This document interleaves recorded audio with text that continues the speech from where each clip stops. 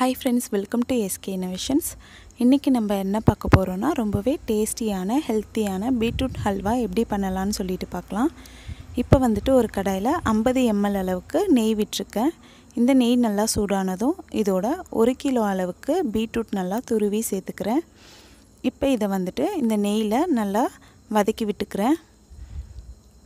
இந்த பீட்ரூட் ஹல்வா வந்துட்டு ரொம்பவே ஹெல்த்தியானது. சின்னவங்கள்லேருந்து பெரியவங்க வரைக்கும் எல்லாருமே சாப்பிடலாம். இது சாப்பிட்றதுனால நிறையவே ஹெல்த் பெனிஃபிட்ஸ் இருக்குது. இப்போ இந்த பீட்ரூட் வந்துட்டு ஒரு 3 நிமிஷத்துக்கு நெய்யில் நல்லா வதக்கி விட்டுக்கிறேன்.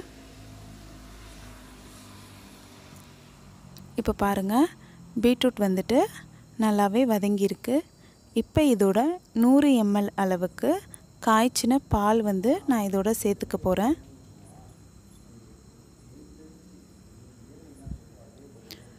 இப்போ பால் சேர்த்துட்டு இதை வந்துட்டு நல்லா கலந்து விட்டுக்கலாம்.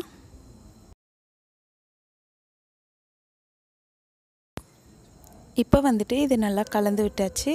இப்போ இதை ஒரு லிட்டு போட்டு மூடி 10 நிமிஷத்துக்கு ஹை ஃப்ளேமில் வச்சுக்கிறேன். இப்போ பாருங்கள், 10 நிமிஷம் ஆகிடுச்சு. பால் வந்து நல்லா சுண்டி இருக்கு. இப்போ இதோட இந்த பீட்ரூட் ஹல்வாவுக்கு தேவையான அளவுக்கு சர்க்கரையை சேர்த்துக்கிறேன். நீங்கள் வந்துட்டு உங்களுக்கு தகுந்த மாதிரி இனிப்பை வந்து கூட்டவோ குறைக்கவோ செஞ்சுக்கோங்க. நான் வந்துட்டு 100 கிராம் அளவுக்கு சர்க்கரை சேர்த்துருக்கேன். சேர்த்து நல்லா கலந்து விட்டுக்கிறேன். சர்க்கரை வந்து பீட்ரூட்டில் எல்லா இடமும் படுற மாதிரி கலந்து விட்டுக்கோங்க. இப்போ இதோட கொஞ்சமாக ஏலக்காய் வந்து தூள் பண்ணி சேர்த்துக்கிறேன். நான் வந்துட்டு சர்க்கரையோடு சேர்த்து ஏலக்காய் தூள் பண்ணி வச்சுருக்கேன். அதை வந்துட்டு 1/4 ஸ்பூன் அளவுக்கு இதோட சேர்த்துக்கிறேன். சேர்த்து நல்லா கலந்து விட்டுக்கலாம். இப்போ வந்துட்டு திரும்பவும் நம்ம லிட்டு போட்டு மூடி ஒரு 10 நிமிஷத்துக்கு வச்சுக்கலாம். பாருங்கள், இந்த அளவுக்கு நமக்கு பீட்ரூட் ஹல்வா ரெடி ஆகிருக்கு.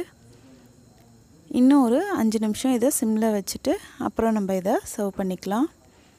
இப்போ பாருங்கள், நம்மளோட சூப்பரான பீட்ரூட் ஹல்வா ரெடி ஆகிடுச்சு.